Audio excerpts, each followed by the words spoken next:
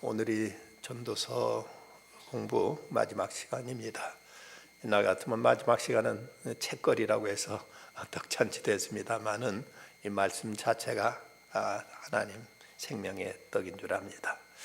어떤 유대인 고리 대금업자가 같은 동족한테 사업 자금을 빌려주면서 연리를 월 9%나 된다고 이렇게 얘기하니까 그 돈을 빌리는 사람이 이거 너무하지 않나? 같은 동족인데 9%가 뭔가? 저 위에서 하나님 보시면 뭐라고 말씀하시겠는가? 하고 이렇게 항의를 합니다. 그저 이 고리 대금업자 하는 말이 괜찮아. 하늘에서 보면 9자가 6자로 보일 거야 라고 말합니다. 이 사람이 위에서 보면 9자가 6자로 보인다고만 생각했지 하나님께서 그 중심을 헤아리시는 것은 미처 보지 못한 것 같습니다. 지난 2017년 8월 7일자 기독공보에 이런 기사가 실렸습니다.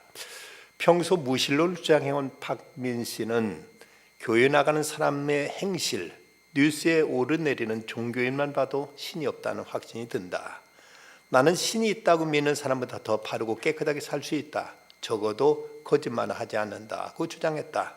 또 최근 들어 신의 필요성을 더욱 느끼지 못한다는 김선희 씨는 지금껏 신 없이도 잘 입고 잘 먹고 행복하게 살았다.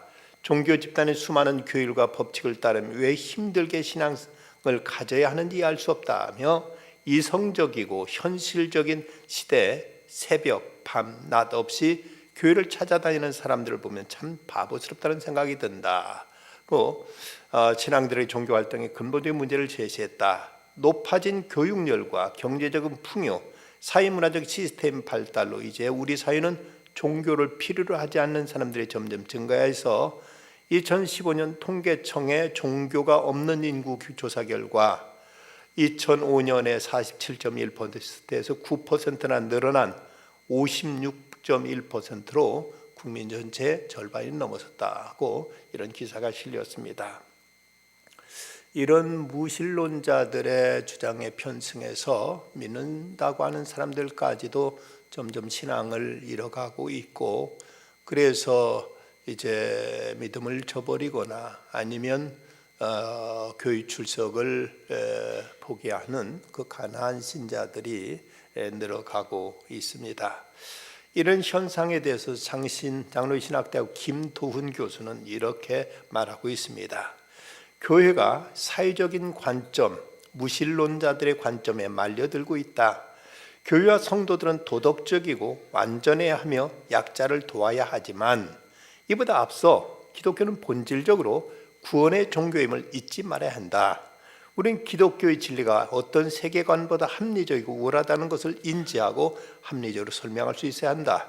이를 위해서는 기독교인들이 흔들리지 말고 기독교의 진리와 교회를 사랑하는 확신을 가져야 한다.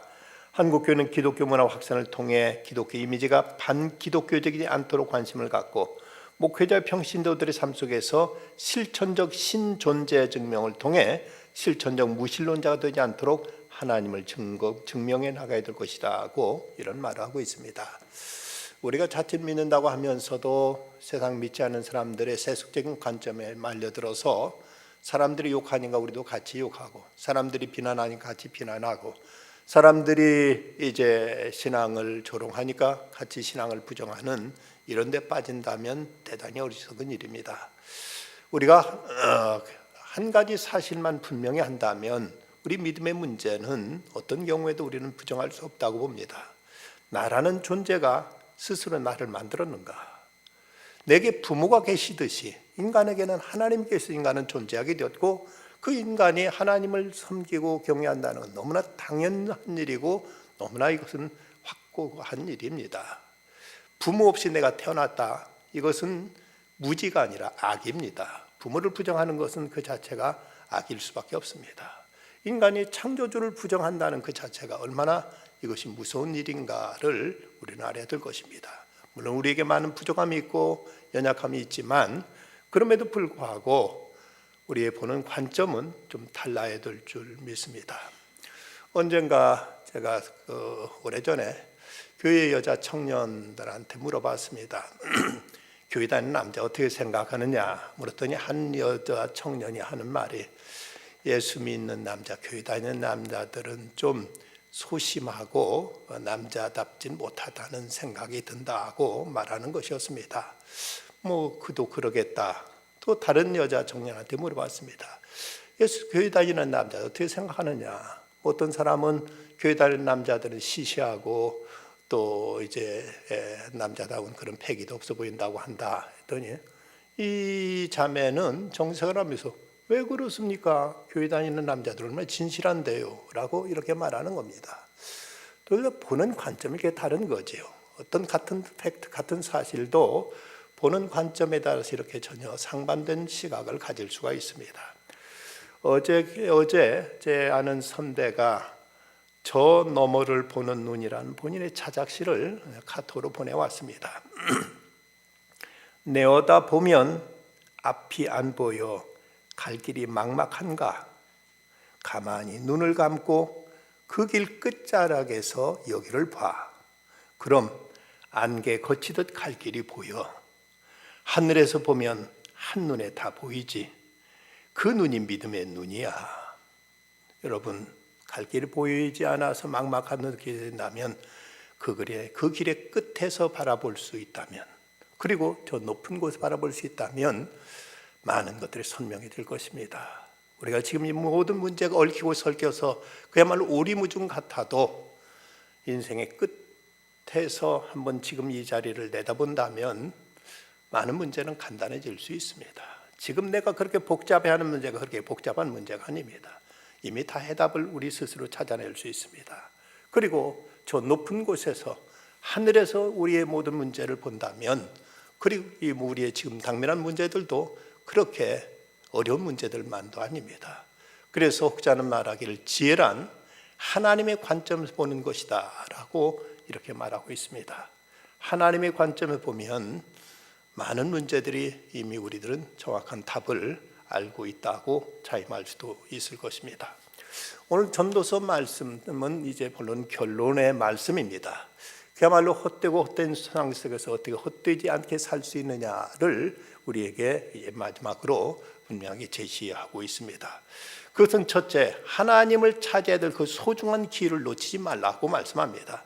보면 1절 말씀, 너는 청년의 때 너의 창조주를 기억하라. 곧 곤관날이 이르기 전에 그리하라고 말씀하고 있습니다. 청년의 때 곤관날이 이르기 전에 너의 창조주를 기억하라고 이렇게 말씀하고 있습니다. 청년의 때는 인생의 가장 황금기라고 말할 수 있죠. 가장 힘이 왕성하고 기력이 이제 충일한 이럴 때 진정 내 인생을 헛되지 않게 살기 위해서 우리가 이럴 때 우리가 분명하게 어떻게 살아야 될 것인가, 이것을 알기 위해서는 창조주 하나님을 기억하라고 이렇게 말씀하고 있습니다. 그러면서 이제 이 청년의 때가 지나가 버린 이 노년의 때, 노쇠한 때의 모습에 대해서 우화적으로 이렇게 많은 이제 그 표현들이 나오고 있습니다.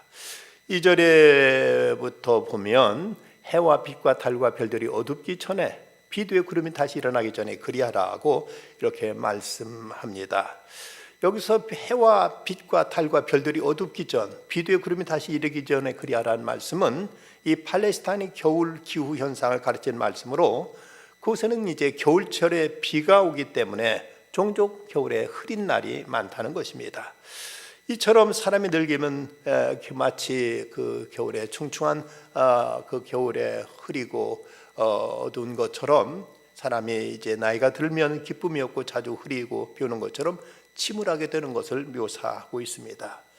그리고 그런 이제 3절 말씀은 그런 날에는 집을 지키는 자들이 떨 것이며, 집을 지키는 자들이 떨 것이, 그건 손이 이제 소위 그 수전증처럼 손이 덜덜 떨리게 되는 것을 비유한 말씀입니다. 그다음 힘 있는 자들이 구부러질 것이며, 이건 우리들의 허리가 이제 굽어지는 것을 이 연세가 들으면은 점점 이제 허리가 이제 굽어지게 되는 모습을 볼 수 있지요. 그리고 맷돌질한 자들의 적음으로 그칠 것이며, 이가 빠져서 치아가 빠져가지고 점점 맷돌질하는 것도 이제 그칠 것이다. 우물우물 씹다 그냥 넘겨버리지 음식을 꼭꼭 씹어 먹는 일들이 이제 점점 적어질 것이란 얘기입니다. 창들로 내다보는 네가 어두워질 것이며, 이건 눈이 어두워질 것을 말씀하는 것이요. 사람은 눈이 밝아야 모든 활동이 활발한데 나이가 들다 보면 점점 눈이 침침해지고 흐려서 잘 분간하기 어려운 이런 모습을 비유하고 있습니다.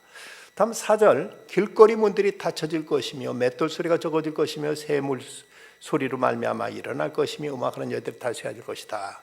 길거리 문들이 닫혀질 것이란 말은 귀가 어두워져서 잘 들리지 않는 것을 비유하고 있고, 맷돌 소리가 적어질 것은 이것도 치아가 이제 하나둘 빠져나가지고 음식을 씹지 못하기 때문에 이제 음식을 우적우적 씹는 소리도 이제 들리지 않을 것이다. 새 소리로 말미암아 일어날 것이다. 연세가 드신 분들은 이제 그 잠이 깊게 들지 않아 가지고는 작은 부스럭 소리에도 쉽게 깨어나는 것을 말하고 있습니다. 음악하는 여자들은 다 쇠해질 것이다.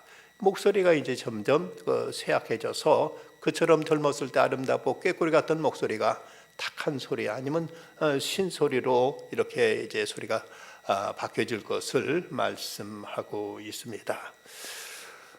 또한 그런 자들은 높은 곳을 두려워할 것이며 그래서 놀랄 것이다. 노인이 되면 숨이 차고 가빠져서 높은 곳을 오르거나 길다니가 힘들어질 것이다.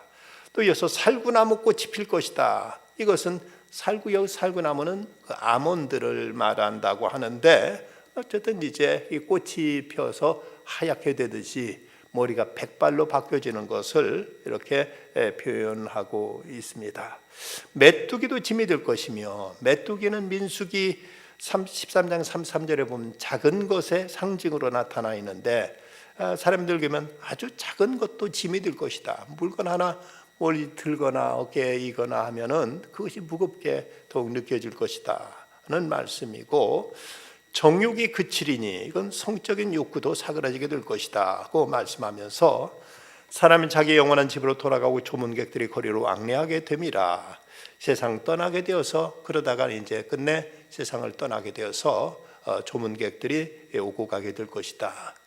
어떤 이는 사람의 일생에 대해서 없고 없다가 없어진다고 표현했는데, 어릴 때는 철이 없고, 그리고 이제 자라면서 또 시간이 없고, 그러다 또 정신이 없고, 그러다 형편없고 없어지다가 그러다가는 없어지고 만다고 또 표현합니다만은, 어쨌든 이렇게 인생이 이렇게 점점 쇠약해지고 모든 것이 다 불편해지는 이런 시절이 찾아오기 전에, 그러기 전에 창조주 하나님을 경외하라고 말씀합니다.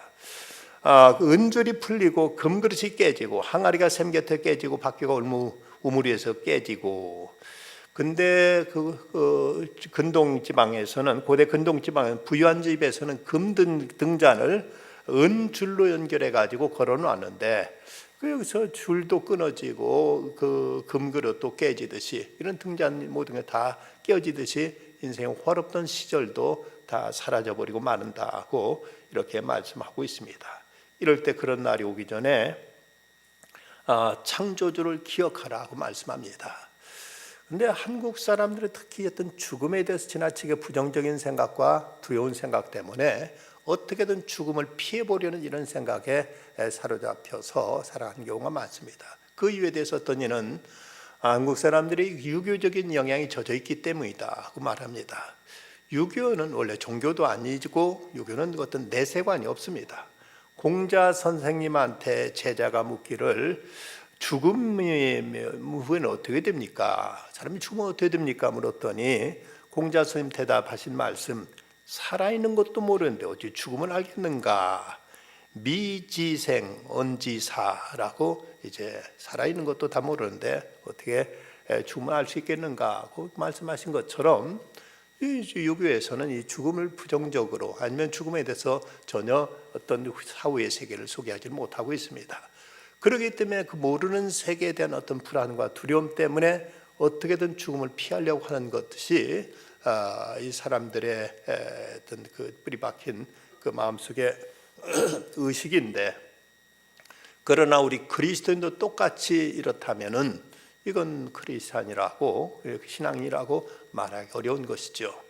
하나님께서 우리를 위해서 예비하신 그 영원한 천국, 그 보석성, 그 아름다운 곳은 우리를 위해서 우리 주님께 친히 예비해 놓으셨기 때문에 너희는 마음에 근심하지 말라.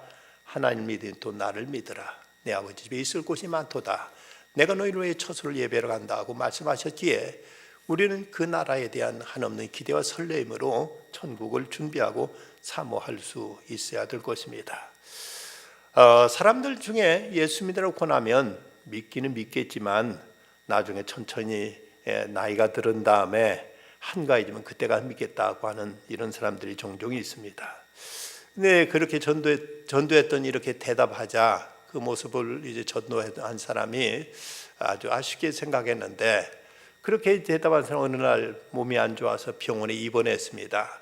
병원에 입원을 들어눕자 이 전도했던 사람이 찾아갔는데, 가면서 손에 들고 간 것이 다 시들어 빠진 꽃을 한 나발 들고 갔습니다. 그러니까 이 사람은 화를 내면서 아니 가지고 싫으면 말지 왜 다 시들어버린 꽃을 가져왔느냐고 이렇게 화를 내니까 이 전도자가 한 말이 하나님도 당신의 시든 꽃은 좋아하지 않습니다 라고 이렇게 대답했다고 합니다.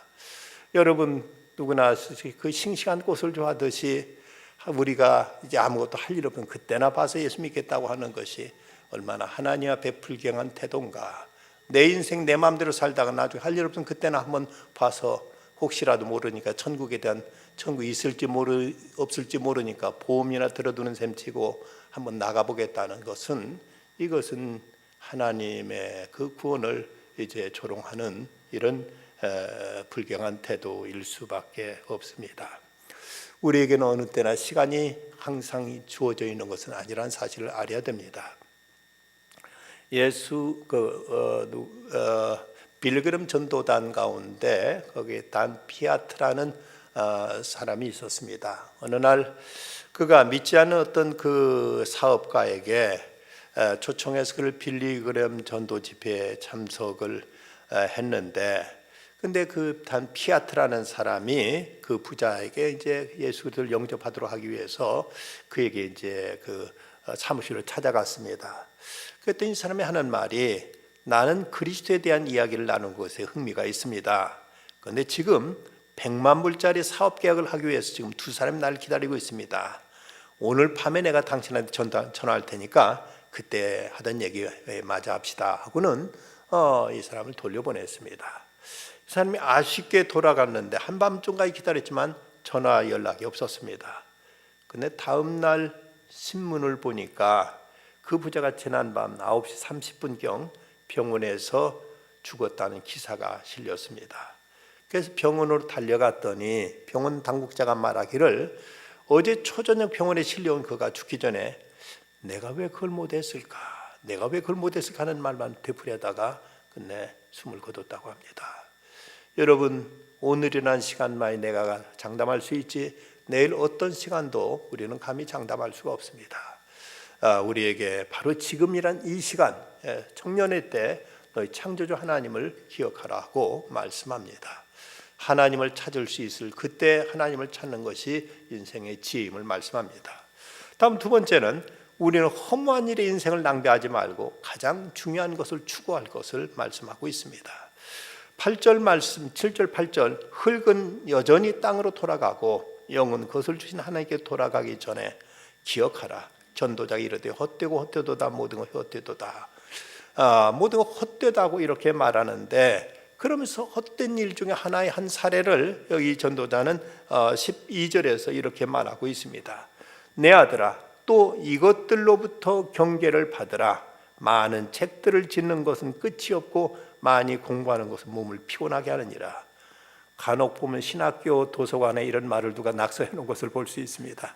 공부하다가 피곤하면은 거기다 낙서해 놓은 말이 많은 책을 짓는 것이 끝이 없고 공부를 하는 것이 몸을 피곤하게 하느니라 하고 이렇게 신학생들이 공부하다가 낙서해 놓은 모습을 볼 수가 있는데, 그런데 여기서 많은 책이라는 것은 그 앞절에서 얘기한 앞부분에 얘기한 지혜자의 말씀이나 회중의 스승의 말이 아니라 하나님 없는 세상적인 어떤 불신앙적인 내용을 담은 이런 책을 말하고 있습니다.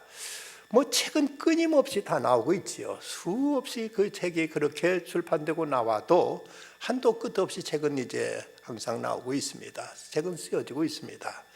그런가 하면 여기서 많이 공부하는 몸에 피곤하다는 말에 공부한다는 말의 히브리어 라하그라는 단어는 갈망하다는 말에서 유래된 말로서 열심히 추구하다, 탐구한다는 뜻으로 어떤 무엇인가를 알기 위해서 이건 어떤 영원한 참된 지식, 참된 진리라기보다는 세상의 어떤 이제 흥미를 위해서 자기 호기심을 위해서 무엇인가 열심히 한번 배워보고 찾아보려고 하는 이런 태도를 의미한다고 말할 수가 있겠죠.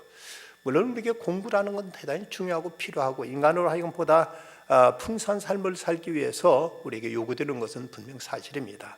하지만 그 공부하는 것이 진정 내 삶을 풍요롭게 하는 그런 지식인가, 아니면 오히려 우리로 하여금 헛된 망상에 빠지도록 하는, 또 우리들의 생각을 병들게 하는 잘못된 지식인가는 분별할 줄 알아야 됩니다. 근래 요즘 회자된 인기 드라마가 JTBC에서 방영된 스카이캐슬이라는 그 연속극이 크게 화제가 되고 있습니다. 이 스카이캐슬은 대한민국 상위 0.1%가 모여 사는 고급 주택단지 스카이캐슬을 배경으로 한 주말 연속극이라고 하는데, 대학병원 의사들과 로스쿨 교수 가족들이 모여 사는 이곳에 제 자식만은 천하제일의 왕자와 공주를 키우고 싶어하는 부모들의 그 욕망을 적나라하게 다루고 있다고 합니다. 이곳에서는 수십억 원을 주고 고고 3 학생인 자녀를 대학 입학에 들어갈 수 있도록 관리해주는 코디를 고용하고 있다고 합니다. 자식 좋은 대학 보내기 위해서 입시 지도하는 코디네이터를 이제 고용하는데 무려 수십억 원씩 주고 그리고 대학 어쨌든 좋은 대학 보내달라 하고 이렇게 이제 이런 코디를 쓴다는 것이죠. 원하는 대학 합격을 위해서라면 학교 시험지도 빼돌리고 부모에 대한 증오심도 부추기는 이 냉철한 입시 코디에 시청자들은 혀를 내두른다고 하는데, 너무 심한 것이 아니냐 하고 분개하다가도 아무리 너랑 내 남편이 성공했어도 자식 농사 못 지으면 내 인생 쪽박이야 라는 말에 이 거기 나오는 예서의 엄마가 이 말을 했다고 하죠. 사람들은 거기에 또 모두 다 또 공감을 한답니다. 여기서 예서 아빠는 시운이 되도록 어떻게 살아야 할지도 모르는 놈으로 만들어놨잖아요 어머니가 하면서 뒤늦게 한탄하면서 정작 자기 인생의 자기가 없는 모습을 보고 절망하게 된다는 것이죠. 높은 사다리, 높은 피라미드, 어떻게든 위만 높은 곳까지 올라가려고 그야말로 모든 것을 다 쏟아붓는 그 삶 속에 이제는 부모도 자식도 부모도 형제도 없고 친구도 없이 어떤 그 경쟁의 사회에서 이제 높아지려고만 하는 이런 이 시대의 경쟁사 현 단면을 보여주는 이 드라마가 많은 사람들에게 큰 충격과 또 관심을 갖게 되었습니다. 많이 배워야 되죠. 할 수 있으면 많이 배워야 되지만, 그러나 그럼에도 불구하고 가장 중요한 것은 무엇을 위해 배워야 되느냐, 왜 배워야 되느냐, 무엇을 배워야 되는 근본이 우리가 갖춰져 있지 않는다면 우리가 배우는 그 많은 지식들은 오히려 우리의 인생을 망칠 수 있고 우리를 오히려 더 잘못된 길로 빠뜨릴 수가 있습니다. 제 친구 되는 장로님 가운데 이분은 부부가 다 교사인데, 부인은 뭐 초등학교 교장과 장학사까지 지내고 부인도 이제 중고등학교 교사로서 교편생활을 다 마친 사람인데 자녀가 둘이면 남매를 두었습니다. 그런데 아들은 서울 교대를 나와가지고 서울 시내에서 초등학교 교사를 하다가 아버지가 부추겨가지고 성균관대 로스쿨을 들어가서 변호사 라이센스를 땄고, 그리고 저 세종시에 있는 교육부의 사무관으로 들어가서 거기서 일하고 있습니다. 딸은 경희대 약대를 나왔는데 약사로 있는데 또 부추겨가지고 이제 그 의대 편입해서 의사가 돼서 지금 전문의 과정을 받고 있습니다. 그런데 얼마 전에 아버지가 한탄하기를, 그렇게 이제 물론 가르치는 과정도 돈이 수억의 돈이 들었다고 하지요. 그렇게 가르쳐 놨더니 자식들이 교회도 잘 안 다니고 지금도 부모한테 돈 뜯어갈 궁리만 하지 한 가지도 부모에게 고마워하거나 부모에게 뭘 보답한다는 건 아예 찾아볼 수도 없더라. 차라리 그냥 초등학교 교사로 그리고 약사로 떼버렸다면 이러진 않았을 텐데, 이리 말 고분고분 듣는 자식들 됐을 텐데, 이렇게 가르쳐 놨더니 이거 도무지 자식이 아니라 왼수가 돼버렸다고 이렇게 한탄하는 소리를 들었습니다. 우리는 한국 사회에서 그래도 정부 부처의 변호사로서 정부 부처의 그 사무관쯤 되면은 뭐 대단한 그 성공한 셈이죠. 그리고 여자 딸이 약사에서 의사가 됐으면 그것도 성공한 셈이라고 말할 수 있죠. 그런 어떤 세상적인 지위는 분명 어떤 한 자리에 분명 몫을 차지했는데, 그 인성이 버렸고 부모에 대한 자식의 도리도, 그리고 하나님께 대한 신앙마저도 잃어버린 그 모습을 보면서 아버지가 그토록 통탄해하는 모습을 보면서 과연 잘 배운다는 것이 무엇인가, 무엇부터 배워야 될 것인가 하는 문제를 심각하게 느꼈던 적이 있습니다. 우리에게 있어서 무엇이 중요한가를 우리가 알고 어떤 것에 빠지보다는 가장 핵심적이고 본질적인 것을 우리는 놓치지 말아야 될 것입니다. 그러나 이제 결론적으로 13절 14절 말씀에서는 일의 결국을 다 들었으니 하나님을 경외하고 그 명령들을 지킬지어다. 이것이 모든 사람의 본분이니라. 하나님 모든 행위와 모든 은밀한 일에 선악간에 심판하시리라 하고 말씀하십니다. 하나님을 경외하고 그 말씀을 따라 살아가는 것이 인생의 본분이라고 결론을 맺고 있습니다.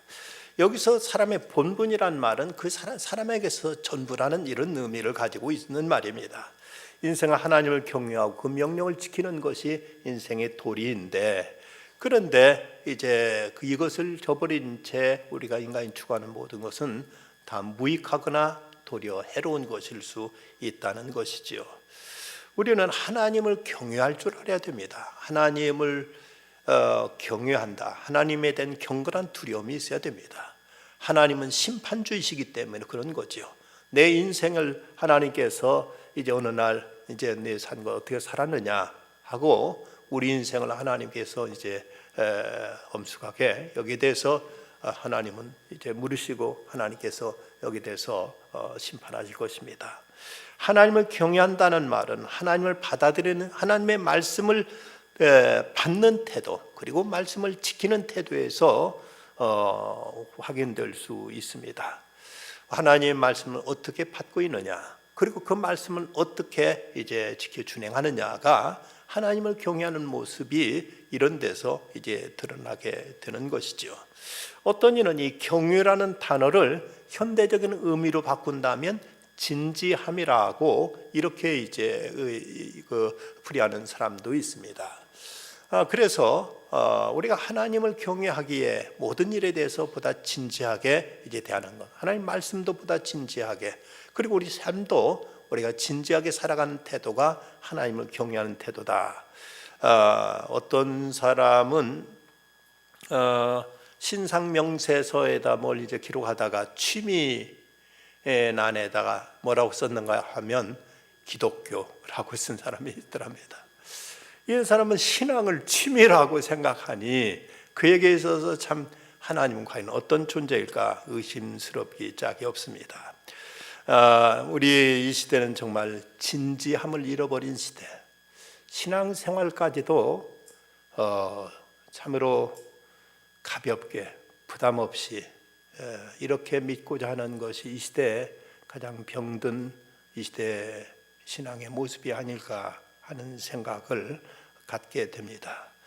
밀란 쿤데라의 참을 수 없는 존재의 가부여움이라는 그 소설 영화화도 됐지만, 거기서 보면 의사인 토마스가 거기 테레사는 여자와 사랑하지만 테레사는 자기의 순정을 다 바쳐서 토마스를 사랑하는데 토마스는 그 여자를 사랑한다 하면서도 또 다른 여자 만나서 또 이제 바람 피우고 하는 자, 이 테레사가 이걸 견딜 수 없어서 어떻게 이럴 수 있느냐 하고 말하니까 토마스는 내가 당신 사랑하는데 그것이 무슨 문제냐 하고 이렇게 맞습니다.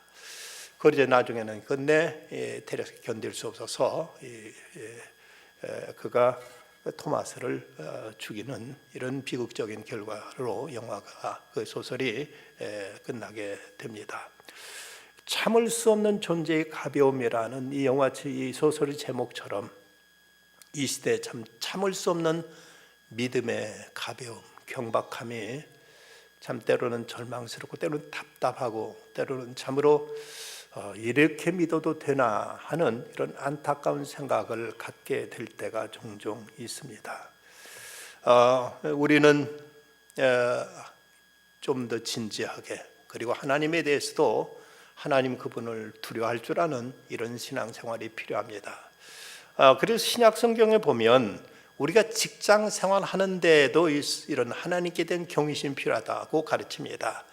골로새 3장 22절 종들아 모든 일에 육신의 상전들에게 순종하되 사람을 기쁘게 하는 자와 같이 눈가림만 하지 말고 오직 두려워하여 성실한 마음으로 하라. 오직 주를 두려워하여 성실한 마음으로 하라고 말씀하면서 사람 눈치만 보고 하지 말고 주님을 경외하는 마음으로 직장일 상사에 대한 자세에서도 이런 자세를 잃지 말라고 이렇게 말씀하고 있습니다.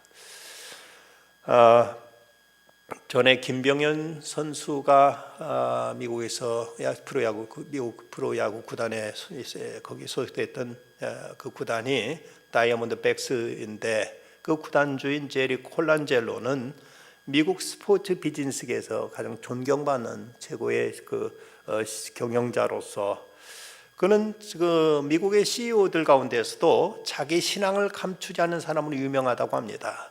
그는 공개적으로 자기 인생의 순위를 말하는데 첫째가 하나님, 둘째가 가족, 셋째는 이웃에 대한 봉사라고 이렇게 말하면서 그는 이제 동료 사업가들에게 이런 유명한 충고를 남겼다고 합니다.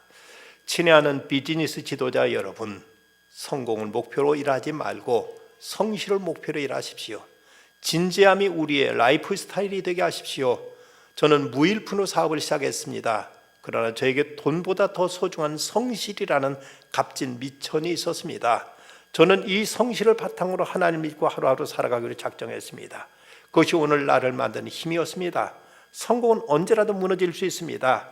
제가 성공만 위해 일했더라면 저는 벌써 오래전에 사업계를 떠났을 것입니다. 그러나 성실은 무너지지 않습니다. 저는 성실의 태도로 수많은 위기를 극복할 수 있었습니다. 하나님께 대한 나의 믿음은 나에게 이와 같은 삶의 진지함의 태도를 가르쳐 주었습니다.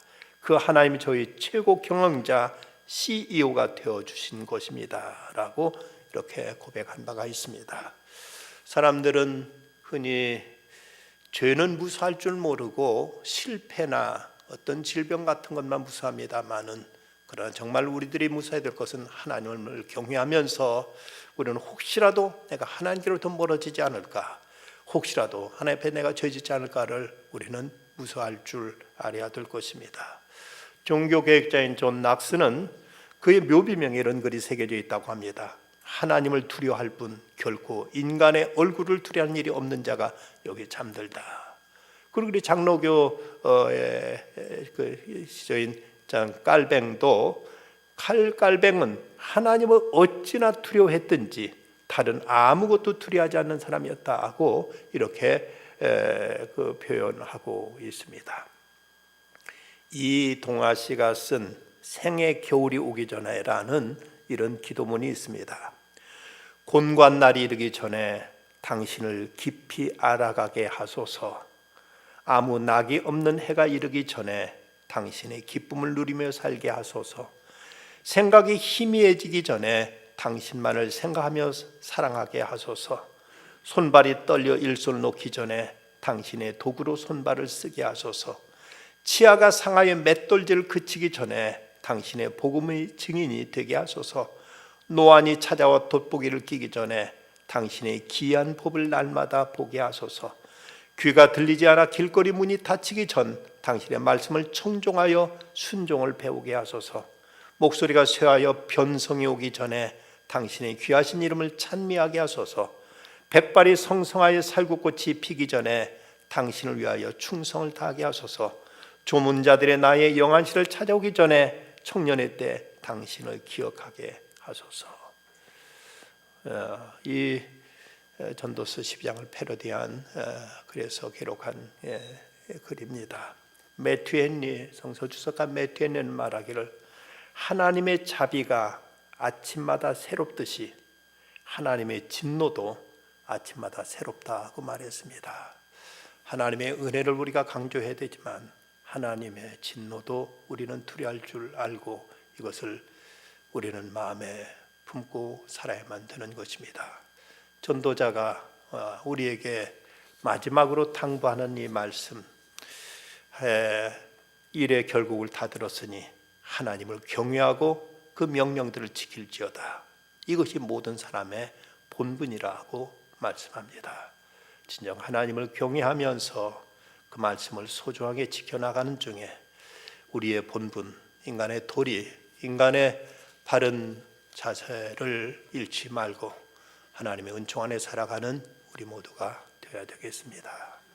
기도하십시다.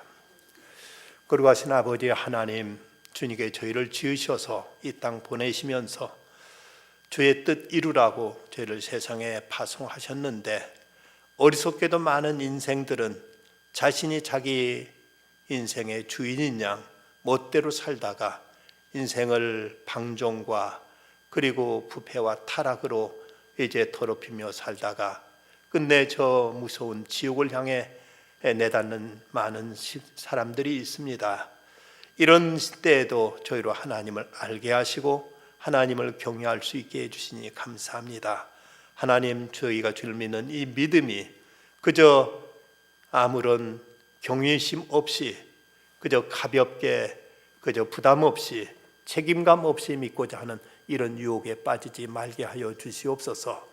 그 어느 날 주님의 심판대 앞에 서게 된다는 사실을 늘 마음에 새기고 그 하나님의 오묘하신 그 시선 앞에서 하루하루를 진지하게 살아가는 저희들 되어서 이제 주님 앞에 서는 날 주께부터 잘했다 칭찬받고 주님의 영원한 날에 참여할 수 있는 저희들 모두 다 되게 하여 주시옵소서.